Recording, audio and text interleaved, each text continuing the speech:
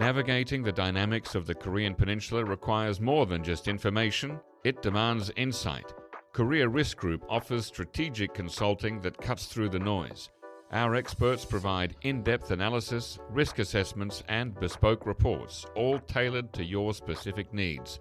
Whether you're exploring new opportunities or managing existing challenges, our insights can be your compass.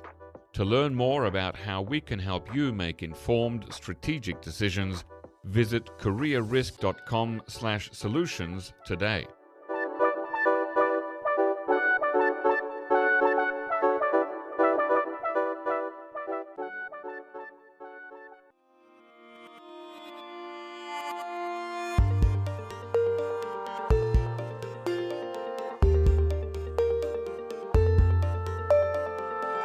Hello listeners and welcome to the NK News Podcast. I'm your host, Jacko Zwirko, and today is Tuesday, the 2nd of December, 2025, and I'm joined in the studio by Colin Zwirko. Colin, welcome back on the show. Hello, Jacko. And we've got a couple of stories to talk about today that you've been working on lately, and two of them are DMZ related and one of them is Air Force related. Yep. So let's start with the Demilitarized Zone, or DMZ as I like to call it. The North Koreans have been busy, I guess, refortifying the border now that they've worked out that South Korea is a separate country and they've given up on the dream of unification. They are showing it by adding new fortifications and knocking down trees and building fences. And well, give us the overall spiel. Yeah, so starting in early 2024, which is shortly after that speech that Kim Jong Un gave, in which he said, no more peaceful unification. Exactly, yeah. So starting from then, kind of put things into action physically on the ground. So from last summer until this summer, from 2024 to 2025, we started to see new lines cutting across the forest all throughout the DMZ. And so, now, how do you see this? Because we can't go up there. Yeah, it's through satellite imagery, through Planet Lab satellite imagery primarily, where we can get the latest imagery just taken in the last few hours every day. Oh, great! And yeah, so we, at first, it was kind of curious, what are they doing here? Then more photos started to come out, like the South Korean military would release some photos. You see thousands of North Korean soldiers, young conscripted soldiers, building these paths, sometimes fences. We can't say that it's like a border wall or a border fence in all instances until we have a really clear image in every location, because it's kind of different. But yeah, so the DMZ is split. There's like three lines: the MDL, the Military Demarcation Line. Did I get that right? Yep. In the middle. And then on either side of that is the northern boundary line and the southern boundary line. And so that forms the DMZ between the northern and the southern boundary line, bifurcated. Right, so technically, if I understand and remember correctly from the armistice agreement, each side is able to go up to the Military Demarcation Line, but not beyond it. Right, exactly. And it even says you can't have an active military presence in the DMZ, but both sides threw that out the window pretty early on. Right, they have forward observation posts and guard posts, right, GPs and OPs. Now, there have been occasionally some incidents there where warning shots have been fired by the South Koreans when they said, that the North Koreans who were there working on fences got too close or came across the MDL. Yeah, so the MDL is not a fence. It's not a line drawn on the ground. It's just marked by a few hundred, I don't remember the exact, there is an exact number of posts that are, that if you connect the dots, so to speak, that's the MDL. And so they're about 100 yards apart or something, and they stretch all the way across the peninsula saying, this is where the Military Demarcation Line is. But those posts, they've been there for many years. Yeah, they haven't been there's no been maintenance since like the 70s, so a lot of them are thought to be either covered up with vegetation or they've rusted or fallen off or something. Yeah. Gone away. So that can be blamed on some of the crossings. You can call them accidental by the North. But the fact is that there's thousands of North Korean soldiers in the DMZ, very active right now, building. So what we're seeing are new forward defense lines, if we can call them that, which is they used to have their own lines drawn within the DMZ where they would patrol those lines in between guard posts and whatnot. And those lines would have fencing, and that's what they considered their secure border, even though their own territory goes up to the MDL. And they're kind of extending this now. So these these lines now go closer to the MDL. They even crossed the MDL in one location that we noticed last year. That's naughty. Very much. South Korea at the time, strangely, was under Yoon looking for excuses to start a war with North Korea, as we found out later with his drone incursions. Strangely, the Yoon administration did not care, and they gave excuses saying, I can't remember actually if it was the UNC or the South Korean, maybe the JCS side. Someone said that the MDL is classified, and I thought that was very strange, and that's false. That is weird. But the fact is that they did cross the MDL. We confirmed it by comparing the armistice maps. They only did that once. So what we've seen in the last 5 months is they've built a lot more of these lines across the DMZ. They're about, if we could calculate it roughly, 74% done, 75% done. Okay, so that's 3/4. And your maps there are a lot of pictures in this NK Pro investigation that you've written. Yeah, if you want to know what I'm talking about, definitely go look at the images. Right, and you can see there you've marked in orange depending on when they were built, you've marked some sections in blue and some in orange, so it really shows very detailed. Yeah, they did a certain amount through the first year, and then they've done more than that just in the last 5 months. So the point is that they've accelerated this project. Might have something to do with the upcoming Congress, Kim Jong Un wanting to get this done, wanting to present the new maps. There are some interesting questions, I think. I think there's not much incentive for North Korea to change their understanding of the country's territorial borders at the south.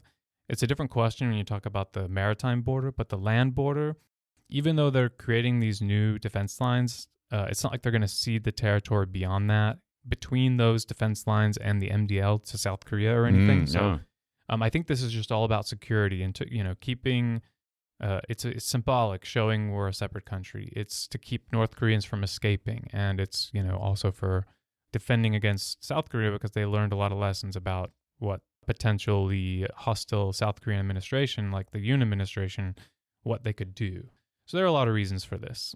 Now, as well as fences, there's also walls and tank traps too, right? Yeah, again, it's I don't want to generalize what is being constructed. There's a lot of different kinds of construction across in the more remote areas. You can't see anything in the low-resolution imagery. We need high-resolution imagery for the whole border, and that is not something we're counting on having anytime soon because it's very expensive. But in certain locations, you can see it looks like a wall. It doesn't continue the whole way, though, so maybe you could call it a tank trap. South Korean government has described it as all those things. Okay. Do we know anything about mining in these areas too? Yeah, the soldiers are apparently conducting demining, but they're also dying. North Korean soldiers have died. The JCS has reported, the South Korean military authorities have reported many instances of explosions on the North Korean side. So you've got thousands of people pouring into a heavily mined area. What do you expect? Right. Also, some sad accidental deaths going on there. Now, in as much as there's some area, about 26%, I think you said, that hasn't been refortified, refenced yet. We've got something interesting happen in one area over there near Kumgangsan on the east coast. That was the area, of course, that for about a decade, from 1998 until 2008, was an inter-Korean tourist zone, and tourists from Korea would go up there by bus. Take the bus here in Kangwon. I did that once very early in the morning, and they drive you across to the east coast and then up the border and then into Kumgang. That area now is something's going on there. Yeah, this is quite interesting, something to watch, something that hasn't happened yet, but which North Korea very slyly showed us in a video of Kim Jong Un last week. So Kim went to a opening ceremony for a power station in Kangwon Province, North Korea. Same name as Kangwon Province on the east coast in South Korea. And they've also got the same county, Kosong County, on both sides, Yeah, so the border splits Kosong County of Kangwon Province. Right. And this map that Kim Jong Un is shown looking at, which talks about all of the different power stations in Kangwon Province, there's a marking on the map that shows a power station to be constructed in the future, and it hydropower, so it's that's renewable energy. Okay, a separate subject. But it illustrates on the map a large blue area right on the MDL, the border. Wow. And so very carefully overlaid the maps, compared the maps, made sure that the location that I was looking at was correct. And the conclusion is that North Korea is going to flood the DMZ on their side, with the waters of a reservoir made by a dam and a power station upriver heading south. That area would be flooded by this dam, creating a reservoir where the water shore of this reservoir would go right up against the MDL and potentially cross it into South Korean territory.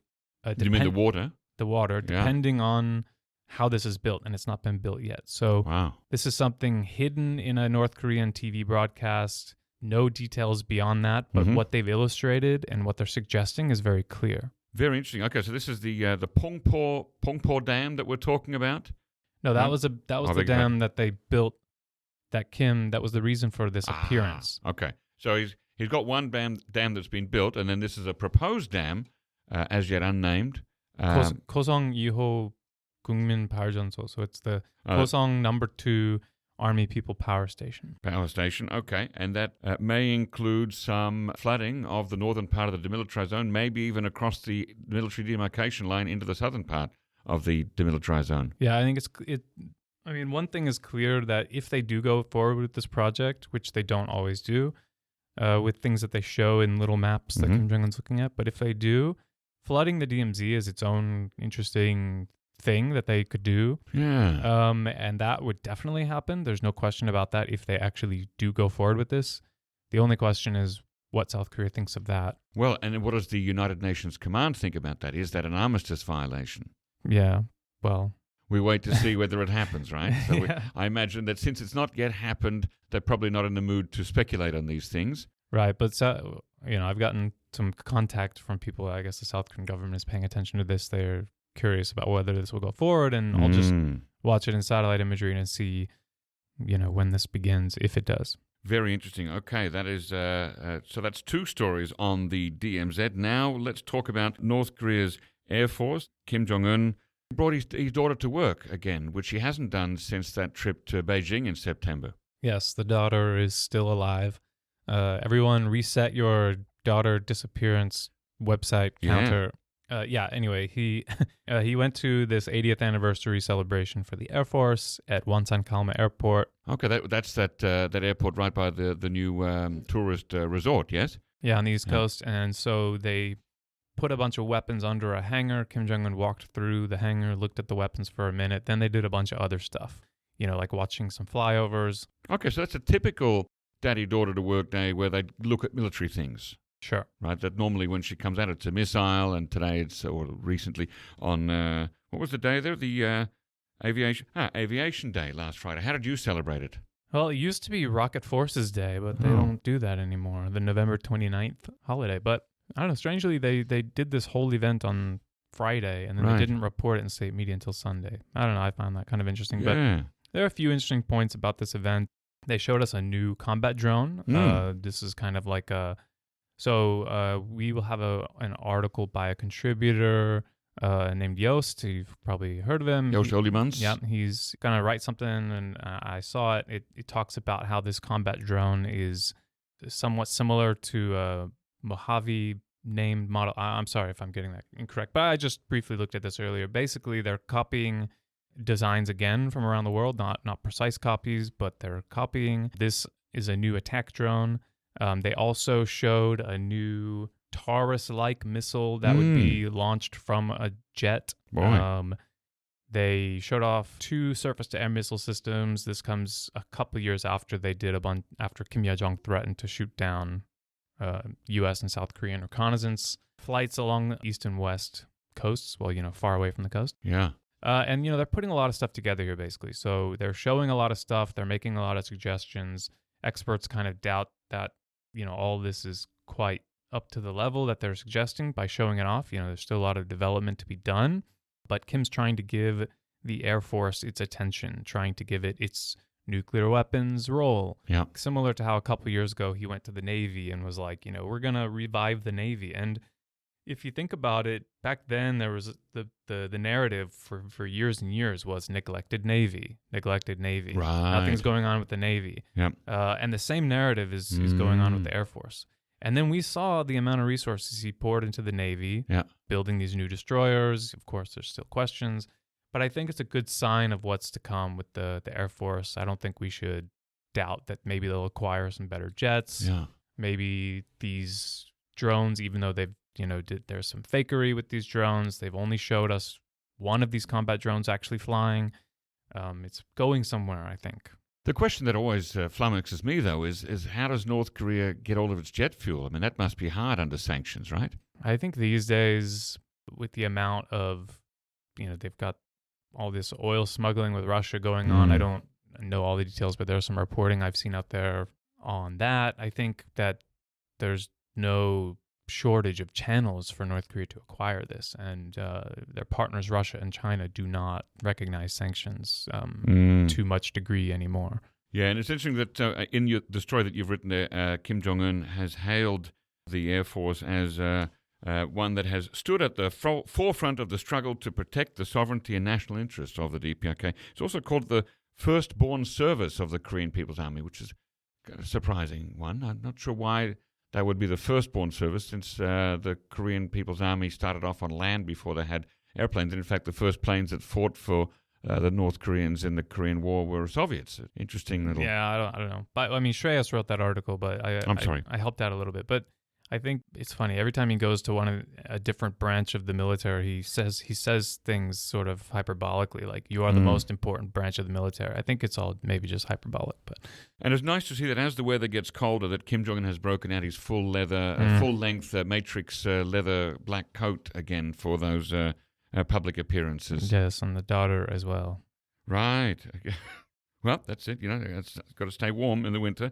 Thank you very much, Colin, for joining me on the show, and we'll see you again very soon. Thanks, Jago.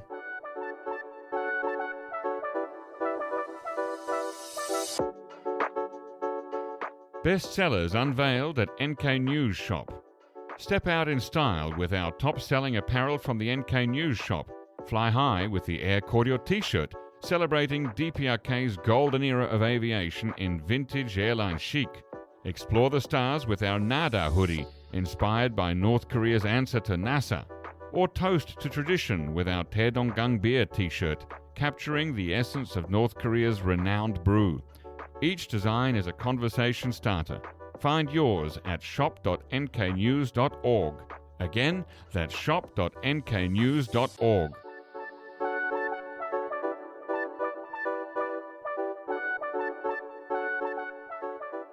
Ladies and gentlemen, that brings us to the end of our podcast episode for today. Our thanks go to Brian Betts and Alana Hill for facilitating this episode, and to our post-recording producer genius Gabby Magnuson, who cuts out all the extraneous noises, awkward silences, bodily functions, and fixes the audio levels. Thank you, and listen again next time.